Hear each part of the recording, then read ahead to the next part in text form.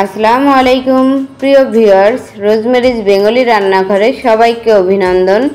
আজ আমি তেলে ভাজা পিঠা বা পাকান পিঠা যে নামেই চেনেন আর কি বানিয়ে দেখাবো। দেখুন কতটা পারফেক্ট হয়েছে। একটা পিঠা আপনাদেরকে ভেঙে দেখাচ্ছি, নরম তুলতুলে। দেখুন ভিতরে একদমই আটা আটা ভাব নাই। পারফেক্ট পিঠার রেসিপি আজ আপনাদের মাঝে শেয়ার করব। কথা না বাড়িয়ে চলুন মূল রেসিপিতে চলে যাই। শুরুতেই একটা প্যানে আমি ফুটন্ত গরম পানি 2 মিনিট ঠান্ডা করে নিয়েছি। সেখান থেকে 1.5 মগ গরম পানি অ্যাড করব। মগে করে দিয়েছি, দেখতে পাচ্ছেন।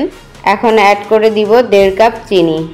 পানি এবং চিনিটা পরবর্তীতে বুঝে অ্যাড করব, পরিমাণটা আপনাদের লাস্টের দিকে বলে দিব।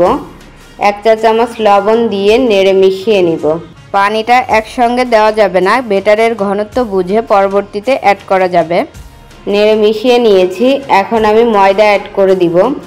এখানে আমি 3 কাপ ময়দা দিয়ে দিব। চাউলের গুঁড়ার সঙ্গে ময়দা দিলে পিঠাটা নরম হয়, অবশ্যই ময়দা দিবেন। যতটুকু ময়দা দিবেন ততটুকুই চাউলের গুঁড়া দিবেন। আর দিয়ে দিব 2.5 কাপ চাউলের গুঁড়া। এখানে আধা কাপ কম দিয়েছি, আমি পরবর্তীতে বুঝে অ্যাড করব।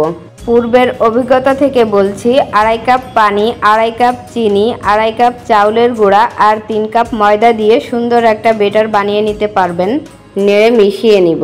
চাউলের গুঁড়া এবং ময়দাটা সমান সমান দিলে পিঠাটা বেশি নরমও হবে না, আবার শক্তও হবে না। সুন্দর একটা পিঠা বানিয়ে নিতে পারবেন সমান সমান দিলে। পানিটা একটু কম মনে হচ্ছে, আমি আধা কাপ পানি দিয়ে দিলাম। পানির পরিমাণটা লাস্টের দিকে বলে দিব। নেড়ে মিশিয়ে নিব। খেয়াল রাখবেন বেটারে যেন কোনো লাম্পস না থাকে। খুব ভালো করে নেড়ে মিশিয়ে নিতে হবে। বেটারটা রেডি করতে আমার আরেকটু পানি দরকার, আমি আধা কাপ পানি দিয়ে দিব।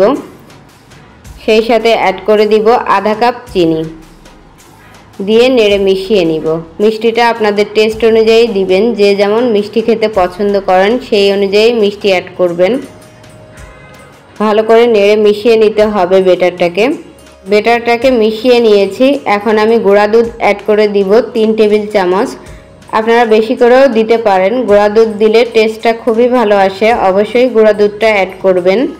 গুঁড়া দুধটা ময়দার সঙ্গেও অ্যাড করে দিতে পারেন। বেটারের ঘনত্বটা এ পর্যায়ে পাতলা দেখাচ্ছে, তবে রেস্টে রেখে দিলে আরও একটু ঘন হয়ে যাবে। আমাদের বেগুনি ভাজার চেয়েও একটু গাঢ় বেটার বানিয়ে নিতে হবে এখানে। যদি দেখেন পিঠা ভাজার সময় পিঠাটা ভালো হচ্ছে না, সেক্ষেত্রে একটু ময়দা বা চাউলের গুঁড়া দিয়ে অ্যাড করে দেখে নেবেন। দেখুন বেটারের ঘনত্বটা আমি দেখিয়ে দিচ্ছি, আর একটু ঘন হয়ে যাবে রেস্টে রাখলে। বেটারটা রেডি করতে পানি লেগেছে 2.5 কাপ, 2.5 কাপ চিনি, 2.5 কাপ চাউলের গুঁড়া আর দিয়েছি 3 কাপ ময়দা। বেটারটা যদি পাতলা হয়ে যায় সেক্ষেত্রে চাউলের গুঁড়া বা ময়দা অ্যাড করে দিবেন। আর ঘন হয়ে গেলে হালকা একটু কুসুম গরম পানি দিয়ে নেবেন।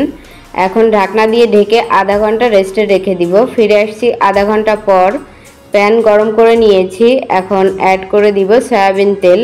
প্যানটা অবশ্যই ভালো করে গরম করে নেবেন, না হলে নিচে লেগে যেতে পারে। পিঠা ভাজার সময় যদি প্যানের নিচে লেগে যায় সেক্ষেত্রে পিঠাগুলো ভালো হবে না। অবশ্যই খুব সুন্দর করে প্যানটা রেডি করে নিতে হবে। আর এরকম গর্তওয়ালা প্যান নেবেন। তেলের টেম্পারেচার বুঝবেন যেভাবে, 1 ফোঁটা বেটার দিয়ে দেখবেন, কিছুক্ষণ পরেই দেখবেন তেলের উপর উঠে আসবে। তাহলে বুঝবেন তেলটা পিঠা বানানোর জন্য রেডি হয়ে গেছে। এখন আমি পিঠা ভেজে নিব। চামচে করে বেটার দিব, তাহলে সবগুলা পিঠার সাইজ সমান হবে। প্রথম পিঠার বেটার দিয়ে দিলাম। বেটারের ঘনত্বটা দেখেই বুঝতে পারছেন, সেম এরকমই বেটার বানিয়ে নেবেন। আপনাদের সুবিধার্থে কোথাও স্কিপ করব না। দেখুন পিঠাটা আস্তে আস্তে করে দেখবেন তেলের উপরে উঠে আসছে। কড়াইটা অবশ্যই ভালো করে রেডি করতে হবে, না হলে নিচের দিকে লেগে যাবে, পিঠাটা ভালোভাবে উঠবে না। আপনারা 2টা কাঁচামরিচ শুরুর দিকে ভেজে নিতে পারেন, তাহলে পিঠাটা পারফেক্ট হবে। এখন আমি একটু উপর দিয়ে তেল দিয়ে দিব।